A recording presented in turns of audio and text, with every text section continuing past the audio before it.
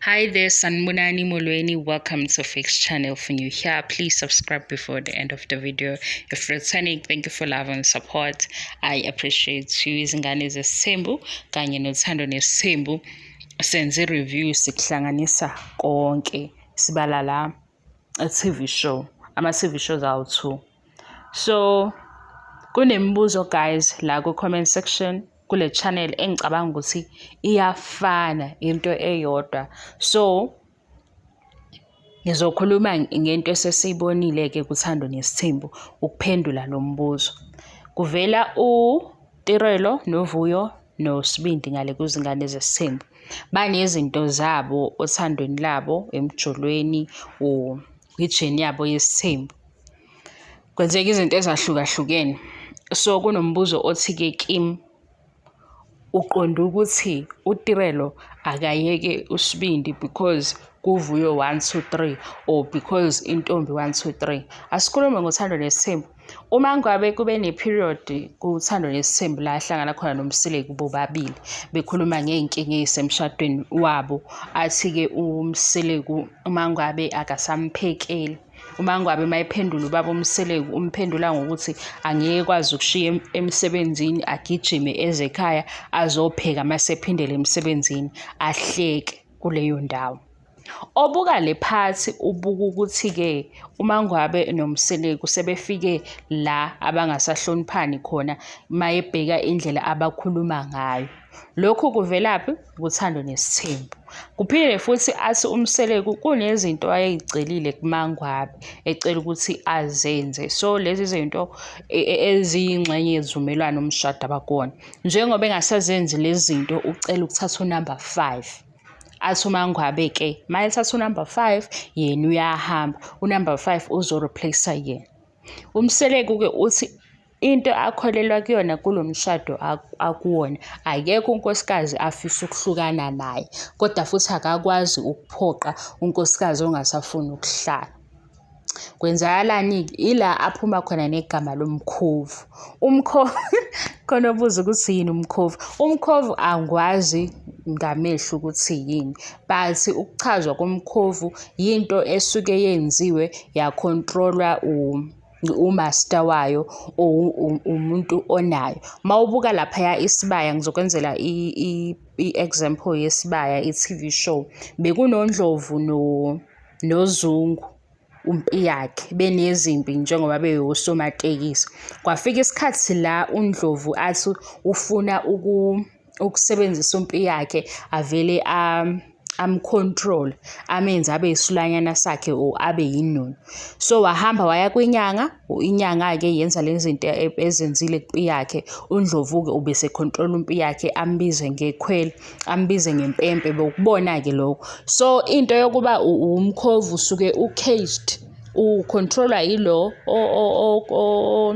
onomkhovu ukuthi udla nini wenzani. So lana ke ingena phi into yomkhovu ukuthi angisafuni ukwenza lokho, okay angizukwazi ukwenza lokho kufanele ukuthi ngikwenze ngokwama agreements abanawo because unezathu zakho uMangwabe. Kodwa futhi ukuthatha unumber 5 akakwazi ukuthatha unumber 5 uma uMangwabe esekhona. So uphakathi nendawo, right? Yabona ke yonke lento engikunikeza yona obuka i-TV show noma sinendlela engafani yokuza izinto nokubuka izinto. Ubuka ukuthi kwi-show ku-TV, ku-reality show eku-TV, uMangwabe noMsileki ziyabakhalela ngeso la kuMzansi Magic. Mase kuthi-ke ngoba ke uMzansi Magic usinikeza ama-episode awu 15 or 16 ngoba sebenawo kule season ephelile iphele ngo-episode 16. Ama-episodes u-30 minutes mangaba angikhuluma iphutha. Ithini-ke i-reality? I-reality ithi uMangwabe usekhona kaMsileki ngoba simbonile ku-season 7. Yezwa ukuthi nguphendule kanjani-ke lo mbuzo ongibuza wona ukuthi manje uthi uTirelo akashiye uSibindi because uVuyo ebenale experience. Sengikuphendulile. Kodwa ngoba mhlampe-ke uzophinde futhi ungayizwa impendulo. Lento eyenzeka ku-TV show ile sikwazi ukukhuluma ngayo noma ngabe yenzeke ngaluphi uhlobo. Uma ngapha uVuyo noTirelo behlanganiswe i-boyfriend eyodwa or behlanganiswe u-baby daddy oyedwa, siyakwazi ukuthi kwenzeka ukuthi kuVuyo, kwenzeka ukuthi kuTirelo. NoVuyo uphuma laphaya because ku-TV show iyona part abayivezile, ba-display-a lokhu nalokhu esikwazi ukuxoxa. Makuku-offenda-ke inkinga yakho ukuthi kuyaku-offenda, musukufika-ke la usufika ngomqondo wokuthi njengoba ngikhuluma manje, lokhu kukhuluma kwami ngikhuluma noTirelo ngithi suka lapha uye lapha, angimazi ukuthi ukuphi manje. Yilowo mehluko okufanele ukuthi ube nawo ukuze mawufika kwi-channel ne-channel wazi ukuthi ku-review-wa i-TV show, kukhulunywa hlampe nge-post ku-social media. Angazi ukuthi ngizoyichaza kanjani ngendlela futhi engconywana. uMaNgwabe noMseleku from season 3 to season 7 ofike kwi-episode la ethi uMaNgwabe angeke mina ngisukume, ngeke ngisuke emsebenzini ngigijime ngizokuphekela. Engathi hayi cha, lo nkosikazi akasamthanda uMseleku. Mayesebuya kwenye isizini uyabona ukuthi uMaNgwabe ukhona. Obone igumbi lamakhosikazi uMaNgwabe kade eshiye kuThando neSithembu noMseleku bengasakhulumisani kahle, ubezoba nomqondo ukuthi shuthi uMaNgwabe akasekho, nawo amakhosikazi ehlangene yena akekho kule show, kanti uMaNgwabe owakhe umsebenzi udemanding. Mina-ke into engikhathazayo ukuthi ngichaze kaningi uzo-offendwa vele izinto eziningi if ufike ume ekutheni sesikhuluma ngobani, awufuni ukuthi sikhulume ukuthini. Yindaba yakho leyo. Yabo manje mina ngiyarekhoda ngikhuluma ngoMaNgwabe noThando neSithembu nezingane zeSithembu ngento engiyibone kwi-TV show ngoba bengeke ngize ngiyakhe ekhanda. Kodwa ukuthi baphi angazi, nokuthi uyile emsebenzini angazi. Yona reality-ke leyo. Le ya TV show ile mina nawe sikwazi ukuyibona sixoxe ngayo. Sekuyafika la comment section, hayi lokhu kuthi upersonal, lokhu kunjani, lokhu kunjani. Angikwazi-ke guys ukufunda yonke into enicabangayo ngingekho phambi kweni, kodwa le ngiyibuke kwi-TV ile ngikwazi ukuyiletha la sizoxoxa nabathanda ukuyilalela. Yabo le ecabangwa u-anti uNontoni naye mayibuka uThando neSithembu angiyazi. Kodwa ukuthi uMaNgwabe utheni kuMseleku ngikubonile. Nomunye futhi mangasho ukuthi ku-episode 7 uMaNgwabe ubethe into ozokwazi ukuyibona. Yingakho-ke sesihlangana la, ngesikhathi sesihlangana-ke sesiyacabana. Phendulile kumbuzo ukuthi hawu manje ashiye yini ngoba nakhu zikhalela uVuyo. Kuzosho mina uMaNgwabe ukhona kaMseleku, kodwa silokhu sisho ukuthi hayibo MaNgwabe, kodwa-ke awusenamahloni ngisho ukukhuluma kanje. Mase silalela noMseleku sithi we kanti kuyafana zibambene. Yabo makuhlangene ibhubesi nebhubesi kuba ukuthi iliphi elinamandla, ngoba phela uMseleku, sorry guys ngithi uMseleku ngaleyo ndlela, ubaba uMseleku noMaNgwabe upende owodwa. Yabo uMaNgwabe indlela akhuluma ngayo, uMaNgwabe uyakhuluma ngesinye isikhathi cha wena siyamthanda, kodwa hayi ngesinye isikhathi uyakhuluma nathi sithi hayibo. NoMseleku noma mina-ke uMseleku noMaNgwabe hayi uhlangene umuntu oyedwa. Yabo ngosekuhlangene umuntu oyedwa.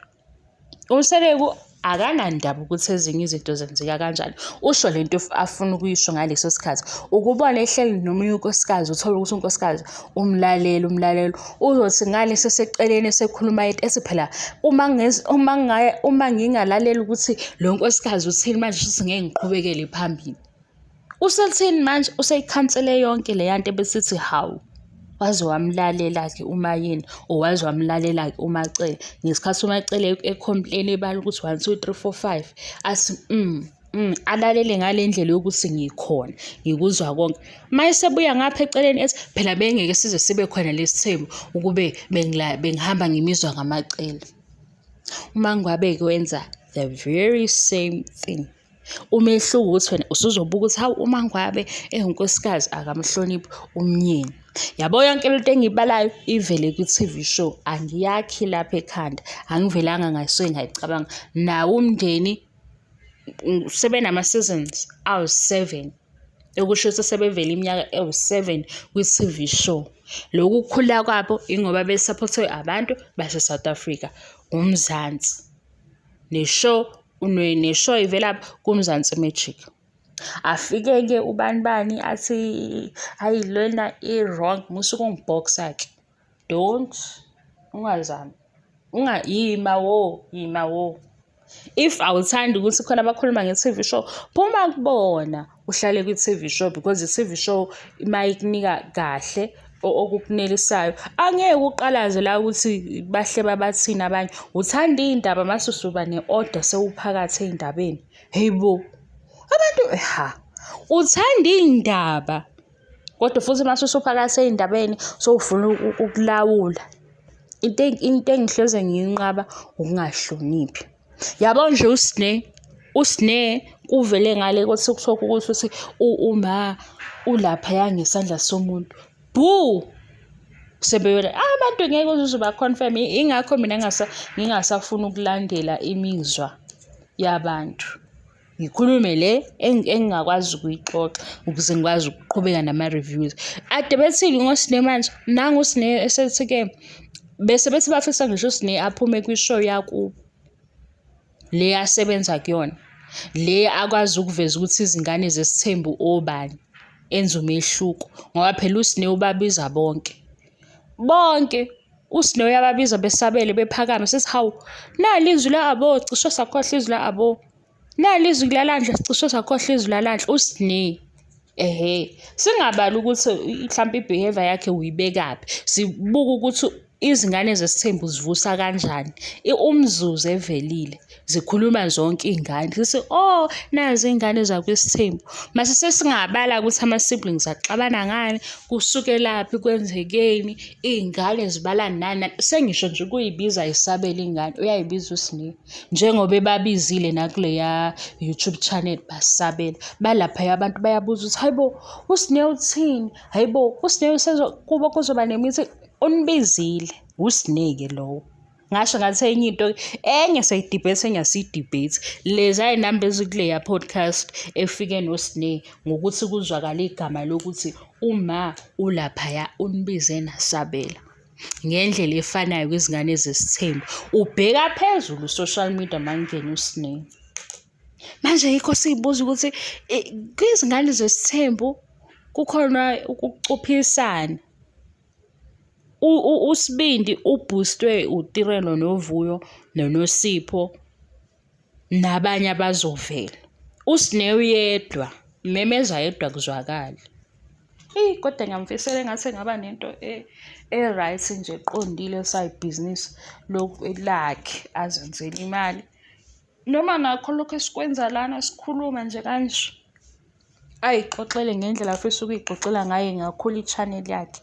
Sengiphumile-ke laphaya le bengi-addressa ngicabanga ukuthi izwakalile. Ngilapha mina ngikhuluma ngokuthi uMangwabe kuthando nesithembu ukhuluma ngokushiya nge-divorce. Kodwa lokho akusho ukuthi sengithi Mangwabe suka eMzumbe, phekha iy'mpahla zakho, hamba ngoba awukho happy isinqumo sakhe. Kodwa uMangwabe laphaya mayevela nobaba uMseleki noma ngabe baya-actor bakuplanile ilokho engikhuluma ngakho. Wayesekuzohluka mase ngikhuluma ngoTirelo noVuyo. Mhlawumbe mase ngikhuluma ngoTirelo noVuyo senendlela ehlukile yokungilalela. Angazi-ke guys, kodwa kulo bebuza ukuthi so usho ukuthi ngoba uVuyo manje sekuwuyo oshiyayo ngenxa yetshitshi noTirelo akashiyi. Yazi angazi ukuthi uTirelo ucabangani. Nanokuthi uSibindi umthanda ngokweqiniso angazi. Ngoba kwengikubona ku-TV show ngeke ngize ngisho ukuthi nginento le sithi nalo uthando leqiniso. Anginayo into engiyibuka ibe njalo. Kwengingakuboni nengingakuzwa ngenxa ye-TV show ngiza ukubuza la. Nokuthi mhlampe bakwi-Face bonke basazokhula hlampe bebonisane ngendlela ehlukile ngoba bexabana manje ngeke basaxolelana, angazi.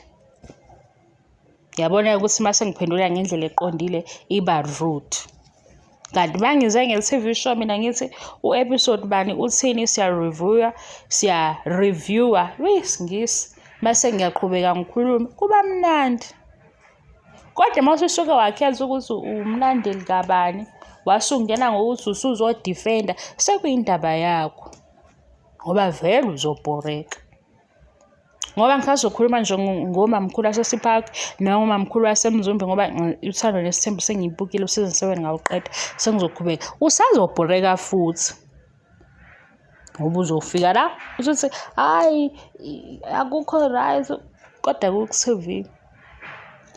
Uma ngabe nobaba uMseleki njengoba bengadivorce, badlala ngedivorce lapha ku-TV. Kodwa bawumndeni onjani kanje, umndeni wesiZulu, le ndlela ubaba uMseleki achaza ngayo. Kodwa-ke ibhizinisi abalenza ku-TV show bayakhuluma ngedivorce, bekhulume nje ngathi into encane engathi ishu. Ngiyahamba, bahambayo, sisele siyingcenye ngoba lokho-ke bakusho ku-TV, nami sengizokusho. Kodwa manje uma uzoba bias uzosuke ufike kumina uthi hayi leyo nto yade ku-TV. Nayo-ke le eyomkhovu akakuchazanga ngale ndlela engichaza ngayo, kodwa sengikwenzela ukuthi-ke i-reference yomkhovu uyisebenzisa kuphi, ukuthi uphakathi nendawo ngokuthi izinto ayicelayo akayitholi, nafisa ukukwenza-ke akakwazi ukukwenza ngoba wayibopha ngokuthi asebashadile akafisi ukuhlukana nabo. Yilapho-ke sengena khona umkhovu, ngoba umkhovu yinto okwazi ukuyenzisa lokho okuthandayo, lo nayo. Uma ifuna ukuthi umkhovu wakho uhambe uyothakatha, uyawuthuma ukuthi uyothakatha. Uma ufuna ukuthi umkhovu wakho uma ufuna ukuthi umkhovu uyosebenza, uyahamba uyosebenza. Umkhovu nje yinto njengomgijima, angithi nimbona umgijima ukuthi ekhaya lakhe wayengaseyena lo baba bamaziyo. Kodwa ngale kuNdlovu wayeyile nto uNdlovu ayifunayo ngoba uNdlovu wayeshaya impempe yakhe ezomgijima ethi yenze nje Thank you so much for your love and support. Ngicabanga ukuthi le video ayizuzwakala kabi kodwa niphendulekile. Bye.